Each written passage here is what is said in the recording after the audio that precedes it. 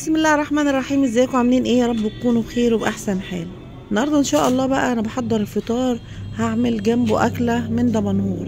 الاكله دي بصراحه اول مره اسمع عنها، قلت بقى اجربها اشوفها حلوه ولا اخبارها ايه. مشهور بيها قوي اهل دمنهور خصوصا في رمضان، وكمان محلات الفول والطعميه. ده بقدونس انا قطعته قطع صغيره كده زي ما احنا شايفين،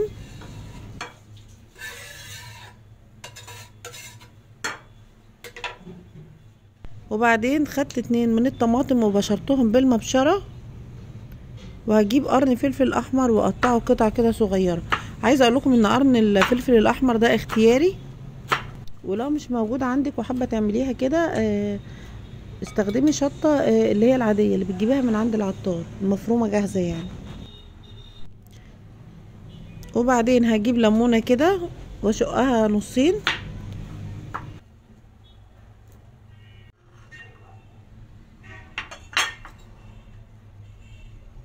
وطبعا هجيب توم وهبدا اقطعه قطع كده علشان لما اجي اعمله بهرسه التوم ينزل معايا كله بسهوله.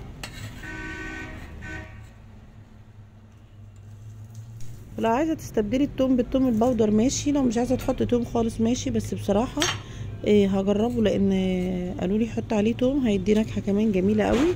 ربنا يستر يا جماعه وتابعوا معايا عشان نشوف النتيجه في الاخر مع بعض. هجيب بقى سلطانيه واعصر فيها الليمونه،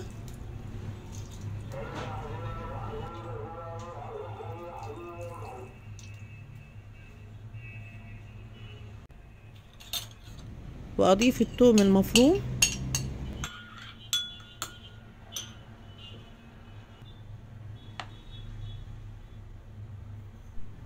وهضيف الملح والكزبره والكمون،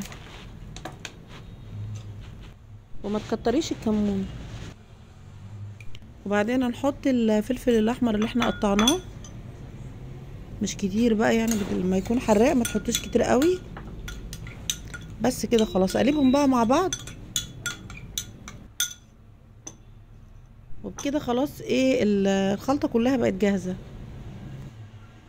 ده بقى بقدونس مفروم كده، طماطم مبشوره، الخلطه اللي عملناها التتبيله يعني، وزيت وطحينه، دي مكونات الخلطه. نيجي بقى للحاجه الرئيسيه.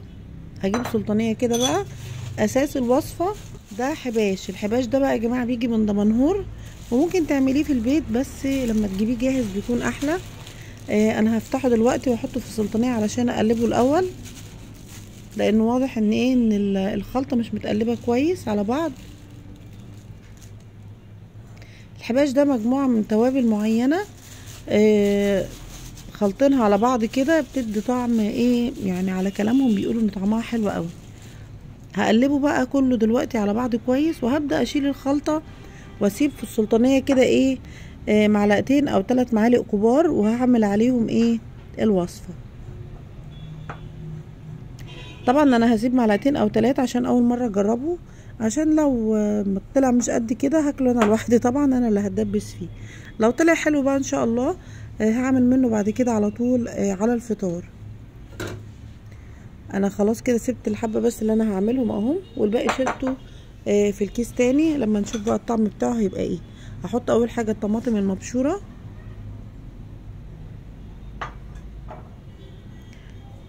وهضيف بعد كده الخلطه اللي انا عملتها،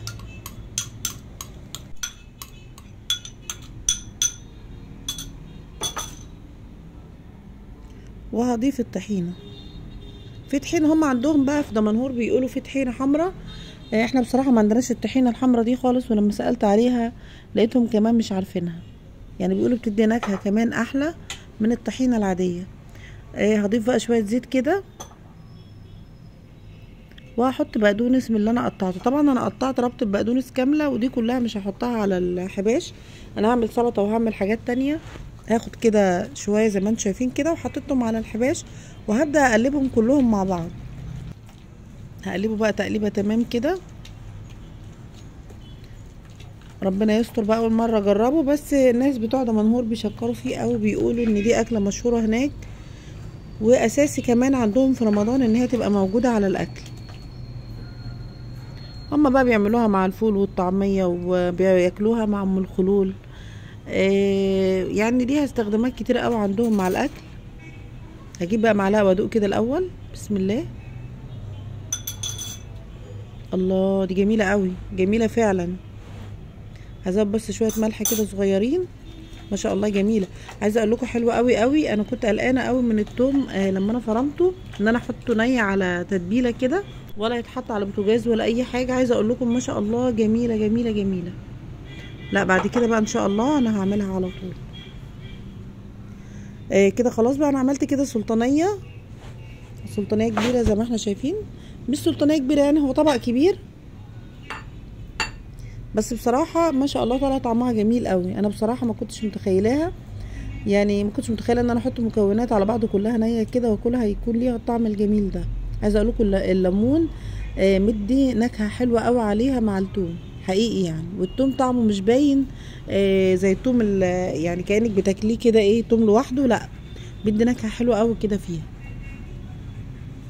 هقدمها لهم بقى بطعم حلو، ومش هقول لهم هي ايه. انا بقى هسيبهم على الفطار كده لما يجي ياكلوا. طبعا كل اللي هيدخل هيشوفها هيفتكر ان ده طبق فول او بتنجان او جبنه قديمه متحبشه.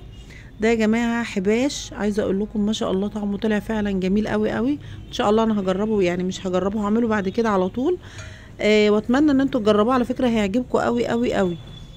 كده انا وصلت معاكم لنهايه الحلقه. يا ريت لو عجبتكم تعملوا لايك وشير للحلقه، ولو اول مره تشوفوا القناه يا ريت تعملوا اشتراك وتفعلوا علامه الجرس علشان يوصلكم كل الفيديوهات. وبالهنا والشفا. ان شاء الله هعمل لكم حلقه مخصوص للمكونات بتاعه الحباش. هو يا جماعه ما بيتباعش غير عند العطارين في دمنهور، ما بيتباعش طبعا في محلات الفول والطعميه ولا الكلام ده. البودره بتاعته بتتباع في محلات العطاره. ان شاء الله انا هشوف لكم المكونات بالظبط واعملها لكم، لان شفت ناس عاملاها على النت كتير بصراحه ما عجبتنيش. حسيت ان مش ده الطعم اللي انا اكلته في الاكل. ان شاء الله هعمل لكم حلقه مخصوص زي ما انا قلت لكم. واستنوني ان شاء الله في حلقه جديده.